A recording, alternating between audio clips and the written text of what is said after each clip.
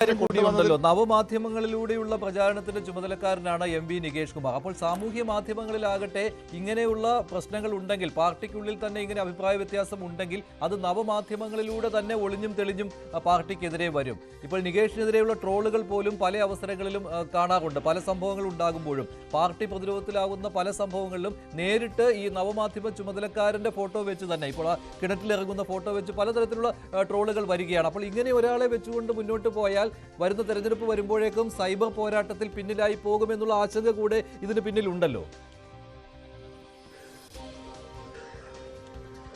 തീർച്ചയായിട്ടും ഉണ്ട്. CPM രീതി അനുസരിച്ച് ഒരു വിഷയം അവരുടെ സൈബർ ടീം ഏറ്റെടുത്താൽ അതിൽ കേന്ദ്രീകരിച്ച് കോൺസെൻട്രേറ്റ് ചെയ്ത് മുന്നോട്ട് പോവുക എന്നുള്ളതാണ്. പക്ഷേ ഇപ്പോൾ അങ്ങനെ ഒരു കേന്ദ്രീകരണം ഉണ്ടാകുന്നില്ല. ഒരു വിഷയം ഏറ്റെടുക്കുന്നു, അതിൽ ചില പ്രചരണങ്ങൾ വരുന്നു, അത് ഉപേക്ഷിക്കുന്നു, അടുത്ത വിഷയങ്ങളിലേക്ക് പോകുന്നു. അവിടെ തന്ത്രങ്ങളിൽ പിഴവുണ്ടാകുന്നു. എം.വി. നികേഷ് കുമാർ നേതൃത്വ ടീമിൽ, ആ ടീമിൽ തന്നെ ചില ഭിന്നതകളും ചില ആളുകൾ അവിടെ നിന്ന് മതിയാക്കി പോയതുമൊക്കെ ഈ സമീപകാലത്ത് തന്നെ ഉണ്ടായിരുന്നു. അങ്ങനെയുള്ള ആ ഭിന്നതകൾക്കിടയിലാണ് ഈ തന്ത്രങ്ങളിൽ പിഴവ് വരുത്തുന്നു ഉണ്ടാകുന്നു എന്നൊരു ആശങ്ക കൂടി CPM നേതൃത്വത്തിനും സൈബർ ടീമുകൾക്കും ഉള്ളത്.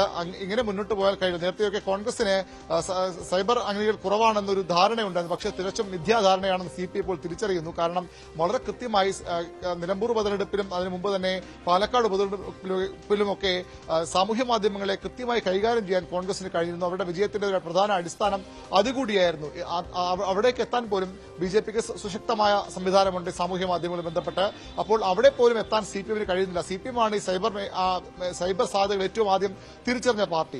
ആ രീതിയിൽ വളരെ ശക്തമായി മഞ്ജു സൂചിപ്പിച്ച പോലെ വളരെ ശക്തമായി തന്നെ മുന്നോട്ട് പോയ ഒരു പാർട്ടി കൂടിയാണ്. ചില തിരിച്ചടികളൊക്കെ ഉണ്ടായിട്ടുണ്ടെങ്കിൽ പോലും അതിലേക്ക് കഴിഞ്ഞ തെരഞ്ഞെടുപ്പിൽ അത് വളരെയധികം ഉപയോഗിക്കുകയും ചെയ്തിരുന്നു. ഈ കോവിഡ് സമയത്തൊക്കെ വളരെ ശക്തമായിട്ട് തന്നെ സൈബർ ഇടത്തിൽ പോരാടാനായിട്ട് കഴിഞ്ഞിരുന്നു. എത്രയോ ആരോപണങ്ങൾ പാർട്ടിക്കും സർക്കാരിനുമെതിരെ വന്നിട്ടും അതിനെ സൈബർ ഇടത്തിൽ പ്രതിരോധിക്കുവാൻ, നവമാധ്യമങ്ങളിൽ പ്രതിരോധിക്കുവാൻ CPMന് കഴിഞ്ഞിട്ടുണ്ട്. പക്ഷേ ഈ തെരഞ്ഞെടുപ്പ് വരുന്ന ഈ സമയത്ത് അങ്ങനെ ഒരു പ്രതിരോധം സാധിക്കുന്നില്ല എന്ന് പറയുമ്പോൾ തെരഞ്ഞെടുപ്പിലേക്ക് പോകുമ്പോൾ അത് പാർട്ടിക്ക് ചിന്തിക്കേണ്ടി വരുന്ന ഒരു കാര്യം കൂടിയാണല്ലോ. അപ്പോൾ ഈ നവമാധ്യമത്തിന്റെ തലവനെ മാറ്റുന്നത് ഉൾപ്പെടെ കാര്യങ്ങളിലേക്ക് പോകുമോ, അതോ ഈ ഒരു സംരക്ഷണം പാർട്ടിയിൽ തന്നെ കിട്ടുന്നുണ്ടല്ലോ? നേരത്തെ അരുൺ പറഞ്ഞതുപോലെ ഇപ്പോൾ M.V. ഗോവിന്ദൻ അദ്ദേഹത്തിന്റെ വിശ്വസ്തൻ കൂടിയാണ് നികേഷ് കുമാർ. അതുകൊണ്ട് അദ്ദേഹം എപ്പോഴും പ്രൊട്ടക്ട് ചെയ്യുന്ന ഒരു രീതിയിലേക്ക് കാര്യങ്ങൾ പോകുന്നു എന്നല്ലേ ഇപ്പോൾ?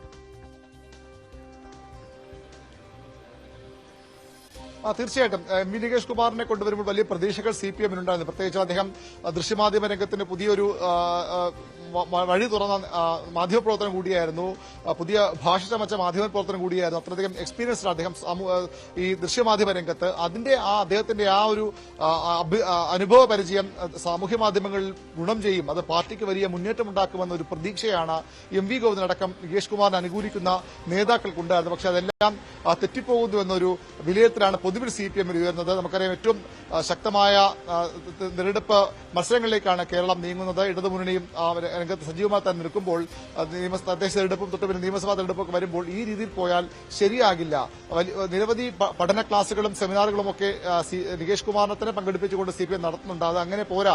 എല്ലാ ജില്ലകളിലേക്കും നികേഷ് കുമാർ പോകണം. പോയി കൃത്യമായി ഈ എന്താണോ CPM ഈ സാമൂഹ്യ മാധ്യമ നവമാധ്യമ ഇടപെടലുകൊണ്ട് ഉദ്ദേശിക്കുന്നത് അത് സജീവമാകണമെന്ന് കഴിഞ്ഞ സംസ്ഥാന സമിതി യോഗവും നിർദ്ദേശം നൽകിയിട്ടുണ്ട്. പക്ഷേ ഈ രീതിയിൽ ടീമും ഈ തന്ത്രവുമായി മുന്നോട്ട് പോയാൽ എത്രത്തോളം അത് ഫലവത്താകുമെന്ന ആശങ്ക, ആശയക്കുഴപ്പം, അവ്യക്തത CPMന്റെ വളരെ പ്രധാനപ്പെട്ട പല നേതാക്കൾക്കുമുണ്ട്. അത് പലരും നേതാക്കൾ പരസ്പരം സംസാരിക്കുമ്പോഴും നമ്മോട് സംസാരിക്കുമ്പോഴും ഒക്കെ അത്തരം കാര്യങ്ങൾ പങ്കുവയ്ക്കുകയും ചെയ്യുന്നുണ്ട്. പക്ഷേ M.V. ഗോവിന്ദന്റെ സംരക്ഷണം തന്നെയാണ് നികേഷ് കുമാറിന് ഏറ്റവും പ്രധാനമായുള്ളത്, നികേഷ് കുമാറിനെ സഹായിക്കാനുള്ളത്. നമുക്കറിയാം, അദ്ദേഹം മാധ്യമരംഗമൊക്കെ വിട്ടുവന്നയാളാണ് അദ്ദേഹം.